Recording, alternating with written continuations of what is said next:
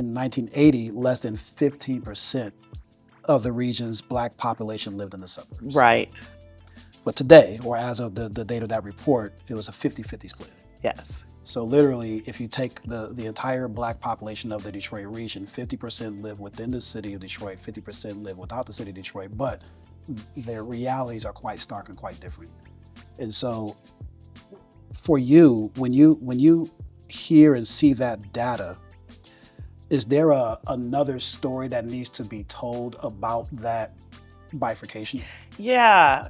First of all, it makes me incredibly sad because as a middle-class Black person that lives here in Detroit, and that's choosing to live here in Detroit, that raised my children at least half time with their dad. Their dad lived in the suburbs, so my kids split their time in Detroit.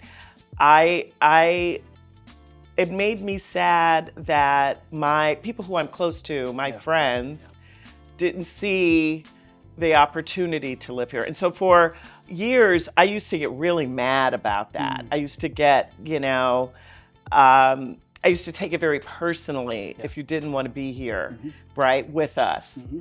And now I think where I'm frustrated, and the point of that report is it's not up to the Black Detroiters to decide to live in Detroit and to make the sacrifice to live in Detroit.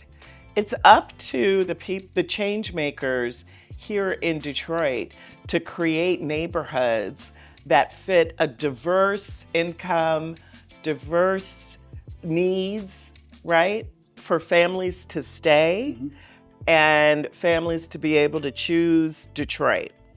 But if you only have 12 places in Detroit, and those 12 places, I would say 4 of them are so unaffordable. They're way outside. It's not middle class. It's definitely upper and upper, right? Yeah.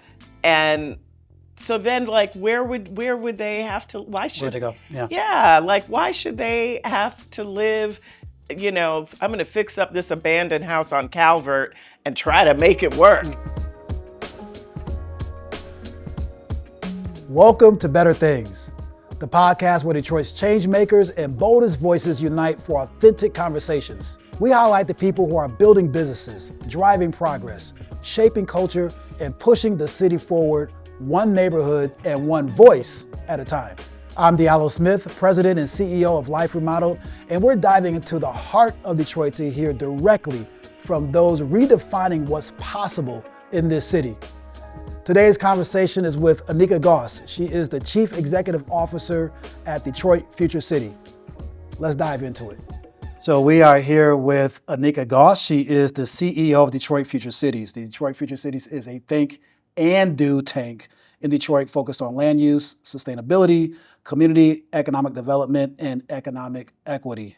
She has a long list of accolades. I'm not going to go through them all because I don't have enough time, but she got her bachelor's degree in sociology and African American studies from Purdue, then went on to get her master's from the University of Michigan in social work.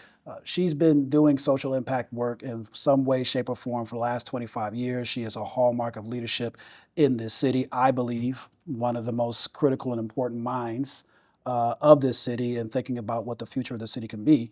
And then on her side job, or side responsibilities, she is director at Federal Reserve Bank of Chicago, Detroit branch, and also serves on executive boards with the Federal Home Loan and Bank of Indianapolis, Brookings Institutions Network of Economic Inclusion, et cetera, et cetera, et cetera.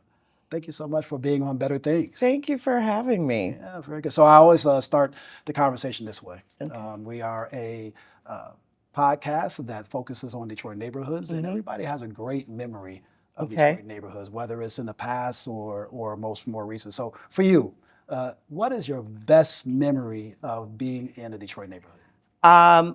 So my grandmother, I grew up in the Bay Area in California, but we were sent to Detroit every summer, my sisters and I. And we would stay with my grandmother who lived on Mendota, and Oh. Mendota and 96, not Mendota near the lodge. Okay. So that, so it's more south. Yeah. And that neighborhood, it was it's my best memory because in California, we lived in much more diverse spaces. Mm-hmm. So the spaces were either white or they were Asian or something else, which was wonderful. However, in Detroit, when I was there for the summer, Yeah. it was all black. Yeah. All the children were black. And it's the only time I would have experienced that you only saw black people. And Mendota ends at the freeway because Right. the freeway went through that neighborhood. So we had full access. You could just be outside on that block and live your best life as an 8-year-old, because you were there. Yeah. And what I do remember, and this was really funny, is that the mobile pool, Oh do yeah. you remember that? Oh yeah. The I do. swimmobile came to the block, and all the other kids, along with the ice cream truck, and my grandmother was like, under no certain circumstances are you getting into that dirty water shipping container that they're calling a swimming Yeah, pool. I don't know if they did a lot of chlorine back then. No. So, and my grandmother grew up in the time of polio and all of that. She was like, no, absolutely not. Sit out there with your popsicle and wait till your friends come out of the pool. So no So, pool for you. So no you're just pool. watching all your friends splash and have the time of their lives. So that was my coming to Detroit Yeah. was always really exciting. Yeah. Yeah. And when did you move here for good? I moved here after graduate school, so in '95. Yeah. Had my little apartment in Lafayette Tower. It was my first apartment. All right. Yeah, it was very exciting. And I actually, coming out of graduate school, I worked for the Urban League as a social worker. And then I was the first co-director for President Clinton's AmeriCorps Community Service Program.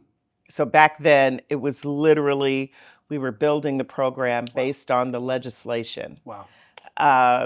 Yeah, so that was what I did. Well, we are incredibly grateful that you stayed, and so now you're doing incredible work leading Detroit Future City. And for our viewing audience, why don't you just give us a little bit of rundown of Detroit Future Cities, what it is that you Sure, do, who we are.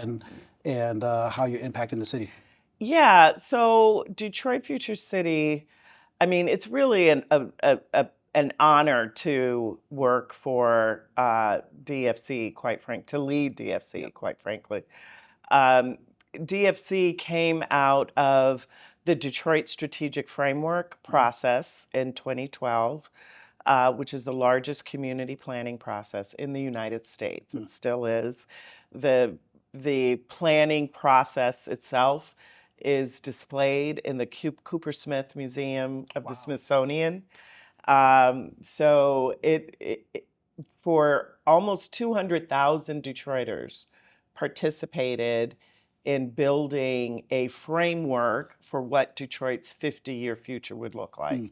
And so my small part when I joined DFC was really to build the infrastructure and the foundation for an institution that would lead the economic and sustainable future for Detroit. So today, we are a think tank. We're a community planning organization, urban planning organization, and we spend a lot of time in evidence-based research, making sure Detroiters understand how Detroit grows and changes. So all of our reports are easy to understand. We do a lot of webinars For every report, they always include focus groups, and so you're hearing Detroit's voices in those reports. And then we do a lot of work on the ground with community partners, building community, whether it's resilience work for climate change or community planning work for economic future and economic prosperity at the neighborhood level. We are working alongside Detroiters in their own neighborhoods, helping them create a better future. So one of the things that I've that Life Remodeled is really unapologetic about this view is that the future of Detroit, and I would say the future of the Detroit region, is inexplicably linked to the future of Detroit neighborhoods. Mm-hmm. And I want to just really quickly, so number one, I'm a fan of DFC. I wait with bated breath for the next report to come out. Like I'm a fanboy right now. I'm looking at my ding on my computer to alert me when the next report's coming out. But you've done seminal work, just like you said, understanding the city, understanding what makes the city tick, and also really talking about what the future can be. The 2021 report, which I personally still read to this day, the state of economic equity in Detroit. Yeah. That was huge, Mm-hmm. and provided just a lot of information, and had that web dashboard dashboard so Detroiters can look and see in Yeah. their own neck of the woods. But I have to tell you, September 2024, Okay. I felt like the alarm went off on the city, and because this report dropped, the making the middle class, leveraging Detroit neighborhoods to build a middle class city. Now, I've talked to you, I think I may have talked to you when it first dropped, and I said, Anika, this is incredible. And you told me at the time that you were a little bit nervous on the day before the release. One, was it just a sense of, wow, this is going to be big? Or what was that nervousness and that anxiety about? Well, the first middle class report we did was growing Detroit's African American middle class, and that was in 2019. Yes. And that one, I didn't sleep before we released it. I was because for that one, at that time in 2019, we just weren't even talking about middle class Black people in Detroit. And the report was also, for our board, we had not made those kinds of bold statements, that Detroit, that Black people could lead a middle class future for Detroit. And so I was like, I'm going to be fired in the morning. And so I just need to get my head around that. But I wasn't fired, and people loved it. Yeah. So when we released Making the Middle Class, we went a step further. And this report did not have a commission. It was not sponsored. This was just in-house. We produced this. Edward Lynch, who's our director of research, wrote it. And he really felt strongly that it was time to get serious about this. Mostly because nothing was changing. We were all talking about we need to create an environment for everyone to enter the middle class, but we were not seeing new middle class neighborhoods. We had 12 middle class neighborhoods in 2012, and we still have 12 middle class neighborhoods today. If we started right now, we could probably name all of them. Yeah, because they're the same ones. It's the same ones, and so that's a problem. That should be a problem for everybody, right? And so for us to be able to say, we have to get serious about this. We have to commit to a middle class future in Detroit. Some people who are already working on economic development and neighborhood change could feel, targeted, offended by that. And I was probably more anxious about that. And then we also were very, how we positioned the data, we didn't pull any punches. So we talked about 100,000 Black middle-class Detroiters have left Detroit I'm in so the glad last you 10 mentioned years. that. I really wanted to when I Yeah. read that, Yeah. I had to look at it again because it was staggering. I believe we said that in 1980, less than 15% of the region's Black population lived in the suburbs. Right. But today, or as of the date of that report, it was a 50-50 split. Yes. So literally, if you take the entire Black population of the Detroit region, 50% live within the city of Detroit, 50% live without the city of Detroit, but their realities are quite stark and quite different. And so for you, when you hear and see that data, is there another story that needs to be told about that bifurcation? Yeah. First of all, it makes me incredibly sad Mm. because as a middle-class Black person that lives here in Detroit, Mhm. and that's choosing to live here in Detroit, Yeah. that raised my children at least half time with their dad. Their dad lived in the suburbs, so Okay. my kids split their time in Detroit. I it made me sad that my people who I'm close to, my Yeah. friends, Yeah. didn't see the opportunity to live here. And so for years, I used to get really mad about that. Mm. I used to get, I used to take it very personally Yeah. if you didn't want to be here, Mhm. right, with us. Mhm. Um, and now I think where I'm frustrated, and the point of that report is it's not up to the Black Detroiters Mm. to decide to live in Detroit and to make the sacrifice Yeah. to live in Detroit. It's up to the change makers here in Detroit to create neighborhoods that fit a diverse income, diverse needs, right? For families to stay Mhm. and families to be able to choose Detroit. But if you only have 12 places in Detroit, and those 12 places, I would say 4 of them are so unaffordable. They're way outside. It's not middle class. It's definitely upper and upper, Yeah. right? Yeah.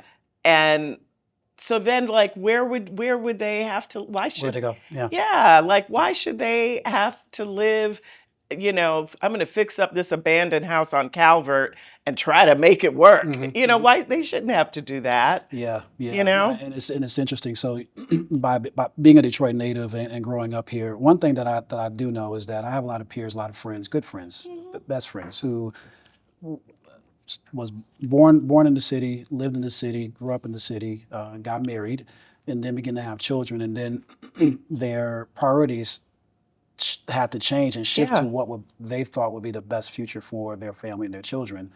And it doesn't mean that they love Detroit any less because they're dieharders, but they needed to make that decision. But to your point, when we think about what is it going to take to make our neighborhoods an attractive place that people will say, I want to raise my family there. That's right. I want my children to live there. I want my children to go to school in the school system there. Life Remodel, we have a very ambitious goal. There's 14 neighborhoods that we work with alongside on both the east side and the west side, and our long-term trajectory is for these neighborhoods to experience middle income realities. Right? You said something in a Detroit News article. You talked about the number of middle class neighborhoods out of 200 plus in the city. Yeah.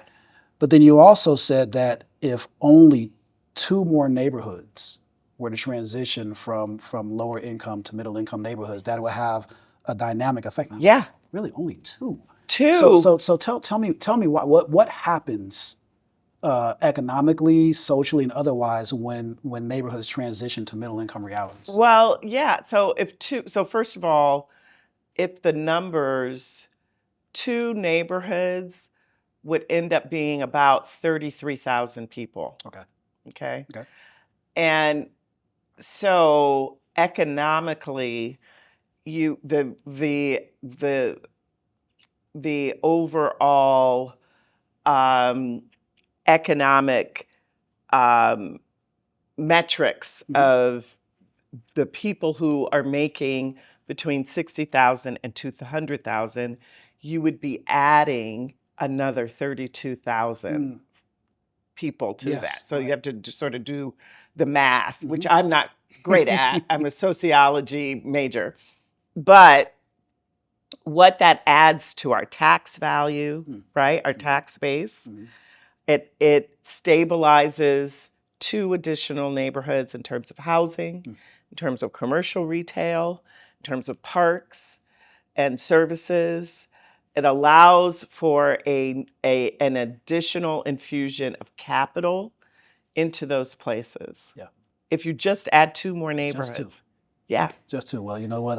I'm gonna we're gonna take on that challenge. We're Yeah. gonna And take on that so challenge. 32,000 people seems like a lot. Yeah. But that's 32, two neighborhoods does not Yeah. at all. So if I was to say, okay, Nick, I hear you. One, I think is very important to clarify the your working definition of a middle class Yeah. neighborhood, because some people will say, well, I'm middle class. Now I might not necessarily, this might not necessarily be a middle class neighborhood. And so what's the distinction between being a Yeah. middle class household and Yes. being a middle class neighborhood? Right. Okay. And I'm going to, there, what I love about Black Detroiters in particular that we found is that we will live anywhere in the city, right? Hmm. Because we know the city. Yeah. So, however, other demographics will only live in neighborhoods that are considered these middle class, Hmm. more stable Hmm. neighborhoods. So we've defined middle class as 60,000 to 200,000 Okay. median income, regardless of household size. So if your household size is larger, your median income will go down, obviously. Right. Right. So that might put you out of, you know, of that $60,000 range. Hmm. Hmm. Hmm. And Yeah. then in terms of the neighborhood, does a certain percentage of that 50, neighborhood yes, it has to be 51% or more is in that that? in that category. And there are Gotcha. 12 neighborhoods that fit into that. If you were to be able to think about the levers that could be pulled to translate more neighborhoods into middle income realities, what would those top three or four levers be to Hmm. push push that ball down the road a little bit further? Yeah. So, um, one, we need a mix of opportunity, jobs, and education. Okay. And, you know, we've bifurcated who controls those two things, Mm. right? Like they are not integrated. Hmm. But I feel like that's okay. Hmm. Um, uh, Other places have also done that. Oh, I think Ohio is probably the Mm. best example. However, Ohio will stand in the gap. Either the state or the city will stand in the gap and say, that's fine. The city runs workforce or the county runs workforce, and we have a school superintendent with elected school board members. That's fine. Here is where the resources are. Mm. The resources are that we need people to be trained and skilled and certified in this area. And so if you want our money, this is what you all have to Mm. do. Figure it out. Mm. And Ohio is beating us, which is it's Oh my Ohio. gosh. It's Don't Ohio, don't say that too loud. Cleveland, Oh. Columbia, For Toledo, all of our University of Michigan Dayton. fans that are out there listening, that we're losing to Well, Ohio we in losing that way. Cincinnati. We're losing to Ohio on multiple metrics. Yeah. And in education and workforce is part of it. And, when I say workforce, I mean, and I shouldn't even use that kind of language because what I really prefer, what I think is really, really important, one of the first things that I think we need to do to change some of this trajectory is think about industry, right? So, new industry that would come to Detroit that we would then have to educate and prepare a talented workforce to work in that industry. Sure. Right? Yeah, I think that that Detroit is well positioned, and this is a big, hairy goal. But what if we could become, or be known as, the human development capital of the world? Yeah. Because here's what I believe, non-negotiably, and this is something that Life Remodel believes as a credo, that Detroiters have all the talent that we need, but many don't have access to opportunities to thrive. And that can be educational mobility, that can be economic mobility, that can be environmental mobility, right? But it all goes into that line of the talent and the ambition and the heart is there, Right. right? Right. I wanna ask one more question about this middle class conversation. 'Cause I find it to be fascinating. I'm very thankful that you and your team decided to be brave enough and courageous enough to say, no, everybody deserves to live in a neighborhood where the quality of life is substantial enough where we could say, this is good living. This is adequate living for me. And everybody deserves that. I mean, part of the reason that people, it's really interesting. So I won't go into a long personal story about it, but in the sixth grade, my kids had to go to school in the suburbs. They were going to school in Detroit. They had to go to school in the suburbs.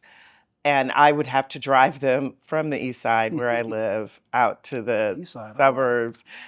Yes, out to the suburbs. And one of the things that I noticed when I was out there were the number of cabs, taxi cabs, that where kids were being dropped off from Detroit. And at the end of the day, these families want the same thing that everybody else wants, right? Absolutely. They want their children to have a good education. They want their children to be able to play outside, and to be able to go the same thing I experienced in the early 80s, late 70s as a little girl, and where I could just run outside and play, you know? The word for some, the word class can be either inviting or it could be either feeling as though they're being talked down to or towards. So it's one thing to define a neighborhood as middle income, but you chose specifically to talk about class because there's values associated with that. So you just Yes. talked about one of them being education, right? Right. So it's not only about the resources, the financial resources that you're bringing into your house. So it sounds like you're thinking there's a way of viewing life and a way of living that we should standardize. It is. And, we don't have to. I think what's really important about that I often talk about, is that the goal here is not to emulate a white middle class future, a suburban middle class future. It doesn't have to be that, right? It can be wholly Detroit, ethnically us, Yeah. culturally us, right? Um, we could all, what if we took a block and your whole family is on that block, right? That's also very much us. Yes. Your grandmother is Yes. across the street, your aunt, Yes. your cousin, all of that. That's also us, but on a block. And the communal way of living is also a part of that. We have lost much of that. What also comes with this way of living, so one of the other, uh, I don't know where, I can't remember where where I'm going to reference this from, but it's pretty well researched that most people get a job from their networks, Yes. not from necessarily signing up from a job, especially a higher waged middle class job. You get that from somebody you know. So living near, around, close to people who are working in places where there are opportunity jobs and that afford an opportunity creates more opportunities for others that are living there. That's why people move to the suburbs. You've mentioned several times in some of the articles that I've read your support and your encouragement of women leadership. Um, for those who don't know, your mother was a seminal leader here in the city of Detroit, and you get it honest. Uh, what was that like, seeing that positive um, woman-led role model for you growing up? You know, it's so funny because um, the Carol Goss that you all know was not the Carol Goss that I grew up with. My mother was almost a stay-at-home mom. I mean, she was a social worker when I was, for most of my life growing up, but my dad's career required for us to move around a lot, right? Okay. And so we moved every 2 to 3 years to a different state. And then we settled in California.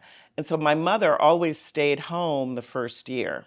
And even when she did work as a social worker, um, it was a very, I mean, you know, how it was like being a teacher. You work, you have a very 8:30 to 5 kind of job. Like she was the school mom and she went on field trips and she was very much that. Now, she was also the mom who, because my father, my father insisted on integrating every uh, newly integrated neighborhood after the Fair Housing Act. Ah, Every single one that we lived in, we were the first family. wow. He would come in, buy the biggest house on the block in this all white, We're here. previously segregated neighborhood.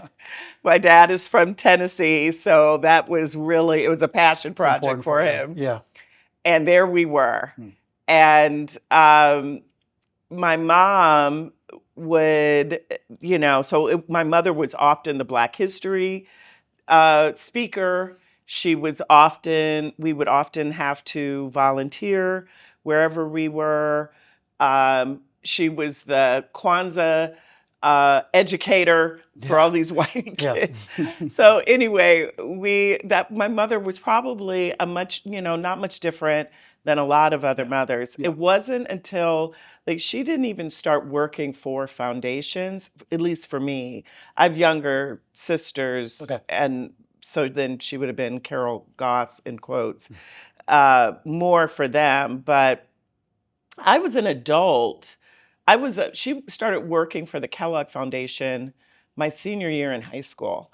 And even then, she was a program officer. And so she was doing cool things, but it wasn't anything to like, oh, okay, mom, that's cool. It wasn't, it wasn't until I was a young adult that she really began to find her own.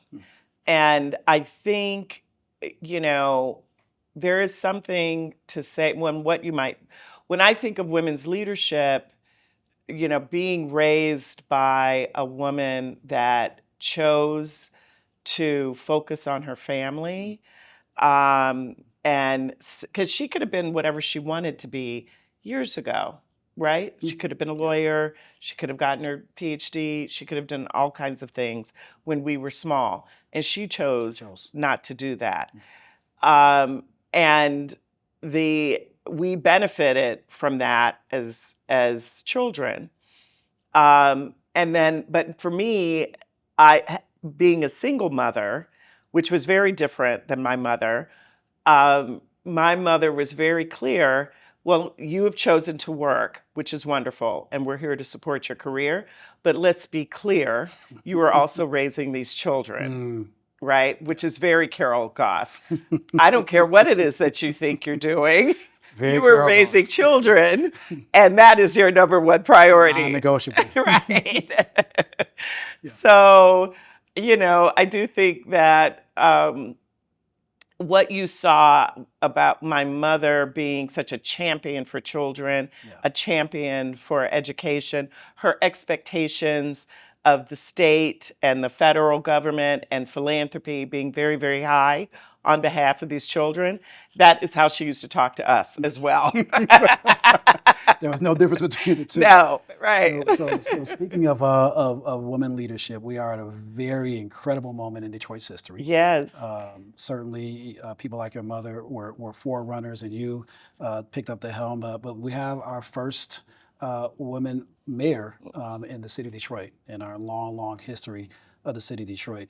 If you and I'm sure Mary will call you and ask you, but if you could give her one word of advice from a woman's leadership perspective, what would that be? Um, it is such an incredible opportunity. And what I'm hoping that where we will see the opportunity, Detroit uh, is it's such a male city, right? It's very So sorry. male oriented. There are all of these older men that are older black men that are very, very opinionated. I call them the Martin Luther King, Booker T. Washington Society men, right? You can name them, I can. right? They all are going to tell us what we need to do.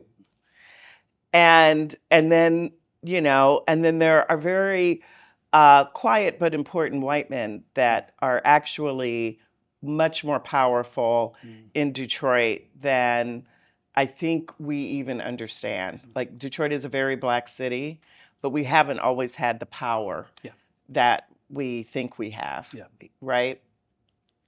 So as a woman, there is an opportunity where, because she is in the most powerful seat in Detroit right now, so then she can use her own power and use her own voice, hear her own voice and believe it. And that's a hard thing to do, especially as a young woman. Right? I mean, I feel like now at my older age, I can say young woman. She is a young woman. And so at her age, it's hard to hear your own voice, right?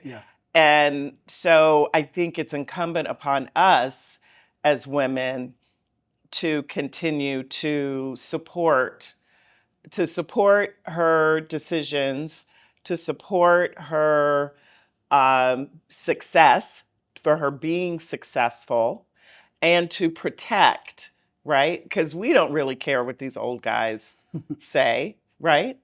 It's very interesting that the makeup of the city of Detroit is actually predominant is more black female, female than any other population group. And so when a lot of times when I'm working with our students, whether they're at Central High School or Denby High School, and having these conversations with them, they are very, very excited about seeing not only leaders like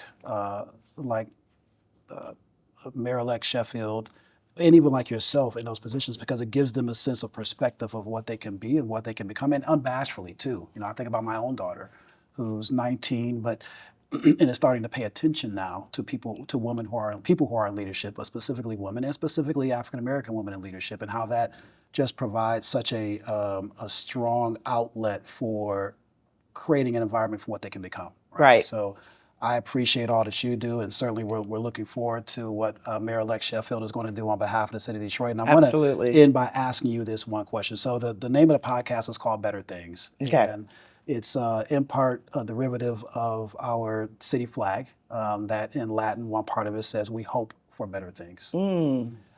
So for you, as you are hoping for better things for the city of Detroit, what is your biggest hope?